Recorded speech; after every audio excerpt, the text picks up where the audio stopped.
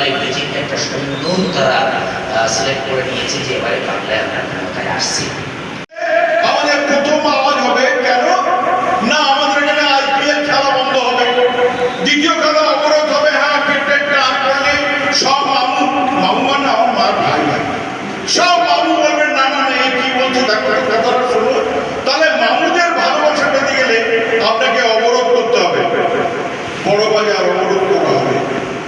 যাদের এখানে সমস্ত খাদ্য সামগ্রী ওষুধ টষুধ পারবেন আপনারা, অবরোধ যদি আমরা করে দিই তাহলে বলবেন না এরা কি বলছে শুনো তো। আরে তুমি কে অমিত শাহ, কে আমাদের এখানে নরেন্দ্র মোদী, আর তাদের পিছনে থাকে আরএসএস। বহুত শয়তান। ভারতবর্ষে আরএসএস আছে বলে আমাদের এইখানটায় দণ্ড কোনো মারামারি কাটাকাটি হয়। ইন্দোনেশিয়ায় তোমার নাম কি ভাই, এর নাম হচ্ছে রামগুলাম, সে 5 ওয়াক্ত নামাজ পড়ে। আর তোমার নাম রামগুলাম, রাম হিন্দু তো নাই বলছে নাই কি ভাই, ये রামগুলাম 100% মুসলমান है। তাহলে রামকে মানে আমাদের মানে আল্লাহ মানে সব মানে, তার মানে এটা কি হচ্ছে? আর দেখিয়ে বলে দিচ্ছে মুসলমান আছে জানানি কি করবে না আমাদের এখানে পাকিস্তানকে আক্রমণ করছে কার কিন্তু সেখানে প্রত্যেকটা স্কুলকে বন্ধ করে দিয়েছে। কেন না শুধু মানি লন্ডারিং কেস দিয়ে বাইরে থেকে টাকা আসছে। কেন আসবে এই টাকাটা কোথা থেকে আসছে? এটা কোনো সন্ত্রাসবাদী নিয়ে কিনা? এইভাবে লেম এক্সকিউজ দিয়ে সেখানকার স্কুলগুলোকে বন্ধ করে দিয়েছে।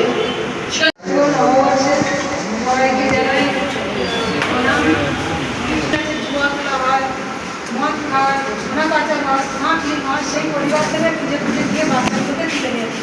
সেই ওই সঙ্গে আমি কথা বলি, তো ছেলেরা তো কথা বলতে চায় না, মহিলাদের সঙ্গে কথা বলে তাদেরকে ডেকে নিয়েছে একটা সভা করেছে। তাদের বারবার বোঝানোর পরে সেই ফ্যামিলির বাচ্চাগুলো যখন আমাদের সঙ্গে পড়ে, ছেলেরাও গিয়ে বাড়িতে বলে যে বাবা তুমি এগুলো করবে এগুলো করলে আমাদের খুবই খারাপ লাগে, তাদের পড়াশোনা করে। তো আমরা রাস্তায় ঘাটে অনেকেই খারাপ করে, যখন বন্ধ বন্ধ থাকে ওইগুলো শুনতে খারাপ লাগে যারা শাসন দলের মানুষ। তো সেই পরিস্থিতিতে তারা চায় যে আমি একটি কাজকর্ম না করি, এবং যে বাচ্চাগুলো আমার প্রাক্তন ছাত্রছাত্রী অনেকে আছে যারা লন্ডন কমিশনে, নীতি জাতীয় কমিশনে এবং আলামী কমিশনেও চান্স পেয়েছে, তো তারাও আমার সহযোগিতা করেছে। এই এসআইআর করাটা কতটা প্রয়োজন ছিল আমরা তো এর আগে দেখেছি যে প্রত্যেক ভোটের আগে আমাদের ভোটারদের লিস্ট সংশোধন করা হয়, সেখানে সংযোজন করা হয়, সেখানে বিয়োজন করা হয়। এটা একটা স্বাভাবিক পদ্ধতি। এটা নিয়ে কোনো উত্তেজনা, এটা নিয়ে কোনো আলাদা উন্মাদনা বা বিপদের আশঙ্কা এর আগে কোনোদিন আমাদের আসেনি। তাহলে এই এসআইআরটা, এই কর্মকাণ্ডে, এই ভোটের আগে, এই বিধানসভা ভোটের আগে এই কর্মকাণ্ডটা এতটা সাধারণ মানুষকে গ্রাস করেছে কেন? কেনই বা এভাবে এসআইআর করার দরকার হলো? এবং কেনই বা সংবিধানের, আমরা দেখতে পাচ্ছি সংবিধানের নির্দেশিকা অনেক ক্ষেত্রে লঙ্ঘন করে এই এসআইআর পর্ব বা ভোট কার্যকলাপ চলছে বলে আমরা বিভিন্ন বিশেষজ্ঞ, সংবিধান বিশেষজ্ঞ, সামাজিক নেতৃবৃন্দ তাদের থেকে আমরা কিন্তু পাচ্ছি যে এভাবে সংবিধানকে অমান্য করে ইলেকশন কমিশন একটা সাংবিধানিক সংস্থা বা একটা স্বশাসিত সংস্থা, তারা তো সংবিধানের অধীন, তারা তো একেবারে সার্বভৌম ক্ষমতার অধিকারী নয়। এটা একটা আতঙ্ক ছড়ানো হয়েছে। চারিদিকে যে পরিবেশ আমরা দেখছি, আমার ব্যক্তিগত অভিজ্ঞতা, আমিও এরকম পরিস্থিতির মধ্যে পড়েছিলাম এবং তার জন্য আমাকে কতক্ষণ যে লাইনে দাঁড়াতে হয়েছে। আর এইভাবে বহু সংখ্যক বয়স্ক এরকম চারিদিকে পরিবেশ আমরা দেখছি, সত্যি খুবই লজ্জাজনক ব্যাপার। আজকে ধর্মীয় বিষয় নিয়ে, রাজনৈতিক বিষয় নিয়ে এবং বিভিন্ন পরিস্থিতিতে আমরা পশ্চিমবঙ্গে যে বসবাস করছি, এত সুন্দর একটা পরিবেশে আমরা আছি। তা কিছু রাজনৈতিক দলে হয়তো তাদের সহ্য হচ্ছে না যে যে বিভিন্ন স্টেটের মধ্যে যে পরিস্থিতি হয়ে দাঁড়িয়েছে তারা যাচ্ছে এখানে অশান্তি ছড়াবার জন্য, এবং সেই অশান্তি যাতে এই পশ্চিম বাংলাকে ভেঙে চুরে আঘাত করে দেয়, সেই পরিস্থিতি আমরা দেখছি। তাহলে আমাদের এখন করণীয় আছে। নিশ্চয়ই আমি অনেক অনেক ধন্যবাদ দেব বঙ্গীয় কিছু সংখ্যালঘু পরিষদকে, এই সুযোগ আমাদেরকে দিয়েছে, এবং আমরা যেন একসঙ্গে মিলেমিশে এই কাজে যাতে এগিয়ে যেতে পারি। বিশেষ করে যে দায়িত্ব আমাদের প্রত্যেক নাগরিকের আমাদের দায়িত্ব, সেই দায়িত্বে যেন আমরা জাগ্রত হই। প্রথমে ধন্যবাদ জানাই বঙ্গীয় সংখ্যালঘু পরিষদ এবং এই বঙ্গীয় সংখ্যালঘু পরিষদের সভাপতি মহাশয়কে এবং উপস্থিত অন্যান্য সভ্য। আজকে এই সভায় বক্তৃতা দেওয়ার জন্য আমাকে সুযোগ দেওয়া হয়েছে, এর জন্য সঞ্চালক মহাশয়কে ধন্যবাদ জ্ঞাপন করি। আজকের আমাদের সমাজে, বিশেষ করে পশ্চিমবঙ্গে সামনে যে বিধানসভার ভোট এবং সেই বিধানসভার ভোটকে কেন্দ্র করে একটা বিশেষ রাজনৈতিক দলকে সহযোগিতা করার জন্য SIR নাম করে যেভাবে পশ্চিমবঙ্গের জনগণকে একটা নিপীড়ন বলা যেতে পারে, যে নিপীড়ন করা হচ্ছে, এটাকে কোনোভাবেই মেনে নেওয়া যাবে না।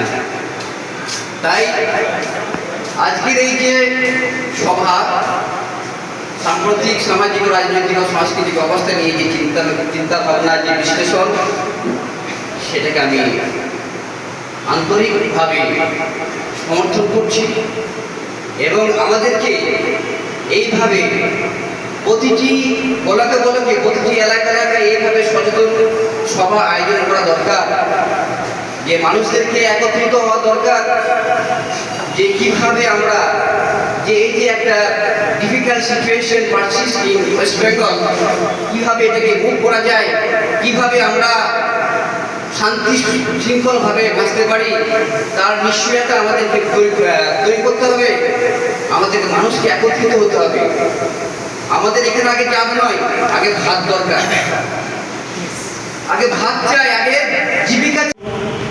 আমরা যে বাংলায় বসবাস করি সেই বাংলার ভাষাটাকে মাথায় রেখে আমাদেরকে এগিয়ে যেতে হবে। বাংলাটাকে বাঁচাতে হবে, আমাদেরকে বাঁচার জায়গা করতে হবে। সবার উপরে মানুষ সত্য, তাহার উপরে নারী, এই কথাটা আমরা মাঝে মাঝে ভুলে যাচ্ছি। শুরু হয়েছে SIR মানুষকে বিভিন্নভাবে বিপন্ন করছে, বিপদগ্রস্ত করছে, কেউ আত্মহত্যা করছে, কেউ আত্মহত্যার জন্য আবেদন করছে। কোনো ফ্যামিলিতে দেখা গেছে বাচ্চার ভোট আছে, কিন্তু বাচ্চার বাবা ঠাকুরদা তাদের ভোটার নেই। এটা নিয়ে মানুষ কান্না করবে নাকি হাসবে, সেটা একটা প্রশ্ন। আমরা এমন একটা সুন্দর রাজ্যে বসবাস করি যেখানে আচার্য জগদীশ চন্দ্র বসু বৈজ্ঞানিক থেকে শুরু করে নেতাজি সুভাষচন্দ্র, এছাড়া বিভিন্ন লেখক জীবনানন্দ দাশ থেকে শুরু করে ছন্দের কবি, প্রত্যেকে এখানে বিশিষ্ট মহাপুরুষ, মহানক্ষত্র একজন এখানে তৈরি হয়েছে। এত সুন্দর একটা বাংলায় থেকে আজ আমরা হিন্দু মুসলিমের ভাগ করছি। ছোটবেলা থেকে দেখিনি কখনো যে হিন্দু মুসলিম কাকে বলে, কেমন দেখতে, এসব হিসেব বিবেচনা করে আমরা বড়। আমার মনে হয়েছে যেসব বিলাদ ছিল তাদের আরো ট্রেনিং নেওয়া দরকার ছিল, আরো তাদেরকে সময় দেওয়া দরকার ছিল। কেন বেশিরভাগটা বলছে ভুল করেছে যারা বিলাদ ছিল। প্রথমে বললো 2002 সালে যদি তার পিতা মাতার নাম থাকে তাদের আর লাইন দিতে হবে না, কিছু করতে হবে না। কিন্তু আমার বাবা এবং আমার মায়ের এবং আমার ঠাকুমার সকলার 2002 সালে তার সত্ত্বেও আমাদেরকে ভেরিফাই গেছে এবং বিশেষ করে দেখেছি সেখানটা কত মানুষ তারা অসহায়ের মতন তারা রাস্তায় পড়ে রয়েছে। আর এটাকে প্রায় দেখছি শুধু এশিয়ার করে নয়, এটা একটা ছোট অ্যাকচুয়ালি আমরা যেন কোনো কথা না বলতে পারি। এখন বর্তমানে যা চলছে, যা জিনিসপত্র দাম করছে, চাকরি নেই, এইগুলো যেন না কথা বলতে পারি, তার জন্য একটার পরে একটা কোনো না কিছু আমাদের উপরে চাকরি দেওয়া হচ্ছে এবং তার উপরে যেন আমরা সেই দিকে যেন মনোযোগ দিই আর অন্যগুলো যেন ভুলে যায়। বিশেষ করে আমরা দেখেছি যে ধর্মীয় যে বিষয়গুলো বলছে, আজকে সব থেকে বড় অভাব জিনিস যাচ্ছে, যত নেতাদের দেখছি আমরা তারা সকলে মন্দির, মসজিদ, গির্জা তারাই পরিচালনা করছে, আর যারা ধর্মগুরুরা তারা আমাদের কাছে রাজনীতি করছে, পুরো উল্টে গেছে, যার কারণে কিন্তু এখন এতটা সমস্যা। মুসলিম ভাইদের শুধু নয়, তাদের তো একটা পর একটা কিছু নিয়ে আসছে, আমাদের উপরেও অনেক অত্যাচার। আজকে যদি দেখি দেশ একটা পর একটা ভাগ পাতার চেষ্টা করছে। আজকে যে মণিপুরকে আমরা চিনি, নাগাল্যান্ডকে চিনি, যে সেভেন সিস্টারকে চিনি, আজকে তারাও দাবি করছে যে আমাদের দেশ থেকে আলাদা করে দিই, আমরা নতুন আমার দেশ তৈরি করবো। কেন? আমরা চাইছি যে আমরা ভারতবর্ষে থাকতে চাই, কিন্তু এমন একটা জায়গা তারা তৈরি করছে যেন তারা আমাদেরকে বিকশিত করছে, তারা আমাদেরকে মনে রাখছে না যে আমরা ইন্ডিয়া বা আমরা ভারতবর্ষের নাগরিক। আমাদের কথা হচ্ছে যে যে নাগরিক ভোট নিয়ে তোমরা আজকে মন্ত্রী হয়েছ, আজকে তোমরা সিট পেয়েছো, আজকে সেই নাগরিককে তুমি বলছো কিনা যে তুমি এই দেশের নাগরিক নয়। তাদের অ্যাকচুয়ালি যে বিষয়গুলো দেখতে পাচ্ছি সমস্ত কিছু অধিকার। এই আলোচনার প্রেক্ষিতে একটা কথা বলব। প্রথম যে আলোচনা শুরু হয়েছিল এসআইআরকে স্বাগত। এসআইআর হওয়া দরকার, কিছু সংযোজন, কিছু বিয়োজনের জন্য এসআইআরের দরকার। কিন্তু পশ্চিমবাংলার ক্ষেত্রে যে এসআইআরটা হচ্ছে, আপনি ভারতবর্ষে এই মুহূর্তে 11 থেকে 13টা রাজ্যে এসআইআর হচ্ছে বা কিছু রাজ্যে হয়েও গেছে। আপনি দেখবেন সেখানে একটা শব্দ নেই লজিক্যাল ডিসক্রিপেন্সি। এটা আপনি তামিলনাড়ুতে নেই, কর্ণাটকে নেই, কেরালায় নেই, অন্ধ্রে নেই, বিহারে নেই, উত্তরপ্রদেশে নেই, হরিয়ানায় নেই। যে সমস্ত রাজ্যে এসআইআর হয়ে গেছে এই শব্দটা নেই। আপনারা বলতে পারবেন লজিক্যাল ডিসক্রিপেন্সি বাংলা শব্দার্থ?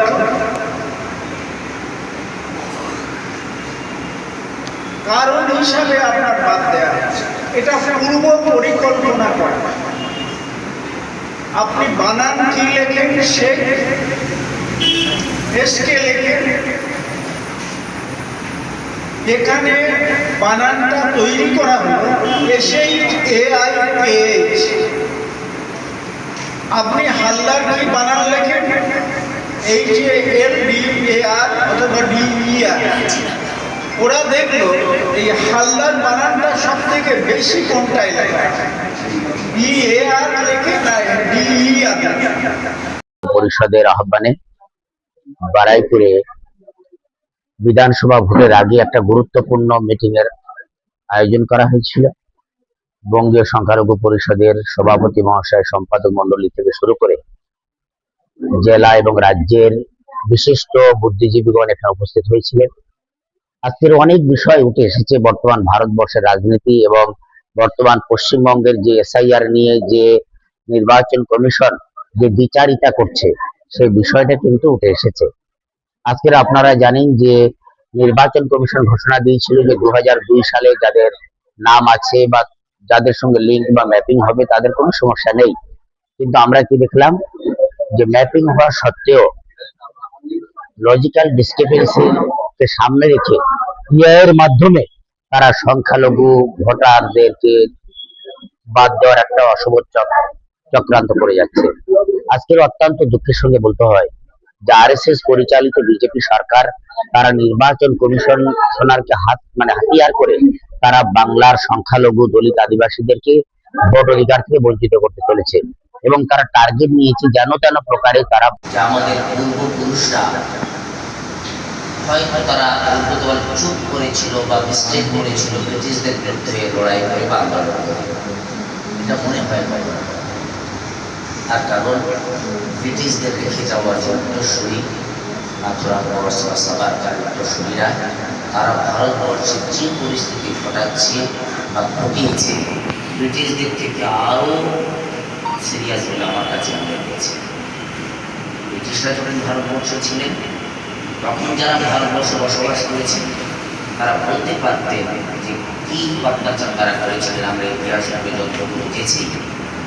আমার যতটুকু মনে হয়েছে যে ব্রিটিশদের নিজেরাই বেশি সিরিয়াস, তার কারণ ব্রিটিশরা কটা মসজিদ ভেঙেছিল, কটা মন্দির ভেঙেছিল, তারা এই এনআরসি বা সিআইএর এসআইআর নামে মানুষদেরকে কীভাবে করেছিল, ওরা এই ধরনের ঘটনা আমরা বলতে পারবো না। আজকের সারা পৃথিবীতে 57 কান্ট্রিতে মুসলিম আছে বা খ্রিস্টান অধ্যুষিত এলাকায়, সেখানে কিন্তু হিন্দু ভাইয়েরা নিরাপদ। আপনার নিশ্চয়ই সোশ্যাল মিডিয়া বা মিডিয়ায় দেখছেন যে কখনো সেখানে কোনো হিন্দু ভাইকে লিঞ্চিং করা হয়নি বা হিন্দু হওয়ার কারণে আমরা যারা আছি নিজেদেরকে জেনে আমরা অনেকেই জানি, কিন্তু আমরা অনেকেই হয়তো জানি না। আমি নিজের পরিচয়টা দিয়েই শুরু করি। আমি জাহান আলী মুল্লাই, বঙ্গীয় সংখ্যালঘু পরিষদের সাধারণ সম্পাদক এবং সেবক। আমি পেশায় শিক্ষক। আমি ডানদিকে আমার মাইক্রোফোনটা পাঠিয়ে দিচ্ছি, আমরা প্রত্যেকে একটু ছোট করে নিজেদের পরিচয়টা দিলে আমরা যারা জানি না তাদের সুবিধা হবে। Thank you. পেশায় হচ্ছে কোচ এবং ex SRF DSC Indian institute of nuclear medicine division জানান।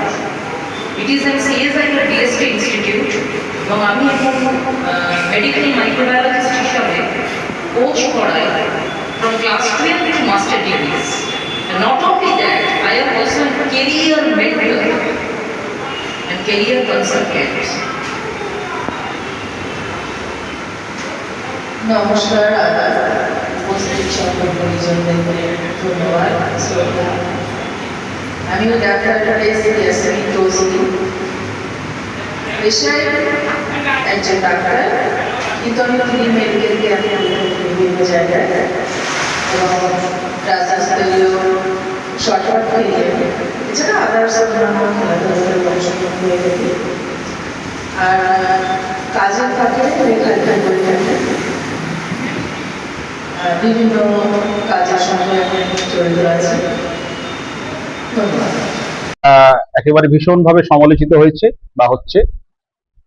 আমরা যেটা বলতে চাচ্ছি সেটা হলো যে অবৈধ ভোটার বা বেআইনি ভোটার নিশ্চিতভাবে তারা বাদ যাক, কিন্তু যারা প্রকৃত ভোটার কিছু টেকনিক্যাল কারণে তাদের যে ভোগান্তি হচ্ছে সেই ভোগান্তির দায় দায়িত্ব সরকারকে নিতে হবে, ইলেকশন কমিশনকে নিতে হবে।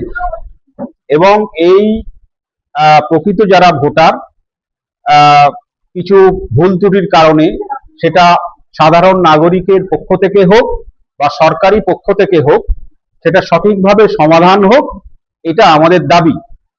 সাথে সাথে এই যে ডিলিটেড ভোটার ডিলিট করা হলো, সেই ডিলিট করার যে পদ্ধতি এবং যেভাবে সময়ে ওটা নিয়ে আলোচনা করা যাবে। বিশ্বকে রাজনৈতিক বিষয়ে যেটা এই মুহূর্তে আসুন, যেটা যে আরএসএস বিজেপিকে ঠেকাতে গেলে ওই দাদা যেটা বললেন যে অন্তত পক্ষে আমরা দেখব যে আরএসএস এর বিজেপি বিরুদ্ধে যারা আছে, যে যেখানে শক্তিশালী দিয়ে হাতটা শক্ত করে ওকে ঠেকানোটা খুব জরুরি। এর বাইরে কোনো থিওরি নেই। আপনি বাম আইএসএল বলতে গেলে বলবো ওদের দালাল, ঠিক কথা মনে করেছেন। আবার তৃণমূলের কথা বলতে গেলে বলে তৃণমূলের দালাল। আমরা তাদের দালালি করতে যাই না। আর আমাদের দলিতদের নিয়ে এই দলিত যে লোকগুলি আমাদেরকে নিয়ে এরা ফুটবল খেলে, দেখবেন না ফুটবল খেলে। আর আমরা ফুটবল খেলতেও লাঠি খেতেও যেন খুব ভালোবাসি। এই যে বোম মাতার কথা বলছেন, আত্মসম্মান করতেছি। এত করে সবার মাঝখানে বলছে এদের সম্মানের দরকার নেই, এটা হলেই হবে। হ্যাঁ, তুই দুটো লাথি মার না কি জানি। শিক্ষা সেভাবে আছে। কথায় কথায় আমি যেটা বলতে চাইছিল, তাহলে এসআইআর নিয়ে অনেক কথা বললেন। আপনারা কেউ বলেছেন আমাদের এখানে যারা ট্রান্সজেন্ডার, ইংরেজি শব্দ হিজড়া, তারা সংখ্যায় আমাদের একটা 0.5%, তাদের অনেকের নাম কেটে দেওয়া হয়েছে। তাদের জন্য কোনো কথা আপনারা বলেছেন? আমাদের এখানে ভারতীয় চীনারা আছে ট্রিনিটি বাজারে, এখানে চীনারা আছে। চীনাদের ভোটাধিকার, তারা টোটাল সাকলে 500 ঘর বাস করে জাভেদখানের এলাকায়, 200 লোকের নাম তাদের নেই। তারা কিন্তু ভারতীয় চীনা। 1947 সালের অনেক আগে থেকে তারা কিন্তু এখানে আমাদের এখানে চামড়া ব্যবসা করতো, মাংসের ব্যবসা করতো, হাড়ের ব্যবসা করতো। তাই তারা রয়ে গেছে। তারা এখানে জন্ম, এখানে কর্ম সবই। চীনের সঙ্গে তাদের কোনো সম্পর্ক নেই। তাদের চীনা, সেই জন্য বলি আমরা চীনা, তারা কিন্তু ভারতীয় চীনা, তাদের নাম কেটে দেওয়া হয়েছে। আমার মেয়ে, তার নাম কেটে দেওয়া হয়েছে। আমার বড় দাদা, তিনি আগে স্কুলের হেডমাস্টার রিটায়ার্ড, তার নাম কেটে গেছে। প্রথমে আমার নাম, আমার স্ত্রীর নাম, আমার মেয়ের নাম, তাদের আছে ডিলিটেড। কনভেন্টগুলো আছে, মিশনারি যে চার্চগুলো আছে, সেগুলোর উপরে কেস দেওয়া হচ্ছে। কিসের না? Money laundering. বাইরে থেকে পয়সা কোথেকে আসছে সেটা জবাব দিতে হবে সরকারকে। তাহলে আমি এখন প্রশ্ন তুলছি, আমি নিজেকে ভাগ্যবতী মনে করেছি। আমাকে আজকে বঙ্গীয় সংখ্যালঘু সম্প্রদায় একটা প্ল্যাটফর্ম দিয়েছে কিছু বলবার জন্য। প্রথমে আমার মনে হয়েছে এই এসআইআরটা করবার আগে আমাদের সব থেকে প্রয়োজন ছিল যে আমরা মানুষ, তারপরে এসে লিঙ্গ, যে পুরুষ না মহিলা, তারপর এসে বাকি সব কিছু। আজকে এই এসআইআরের থেকেও বেশি প্রয়োজনীয়তা আমাদের জনজীবনের যে ব্যক্তিগত সমস্যা সেগুলোকে নিয়ে করা। ফার্স্ট হচ্ছে আর্থিক সম্পর্ক, সেকেন্ড হচ্ছে আমাদের যে জীবিকা অর্জনের যে পথ সেইটাকে খুলে দেওয়া, তৃতীয় হচ্ছে শিক্ষা, চতুর্থ যেটা মেন যেটা প্রবলেম আমাদের এখানে সেটা হচ্ছে চিকিৎসা, এবং পঞ্চম যেটা আমি মনে করি নিরাপত্তা। ধর্ম, স্থান, কাল, পাত্র নির্বিশেষে সবাইকে ব্যক্তিগত নিরাপত্তা দেওয়াটা অনেক বেশি জরুরি। SIR is a secondary factor for us, কেন আমরা সবাই মানুষ। আমাদের খাদ্য, আশ্রয়, নিরাপত্তা এবং আমাদেরকে জীবিকা অর্জনের জন্য মিনিমাম যতটুকু রিকোয়ারমেন্ট সেটা। আর এটা ফলো করলে আমরা যে সমস্যার সম্মুখীন প্রতিনিয়ত হচ্ছি সেটার থেকে বাদ আসবো। প্রথমে এসআই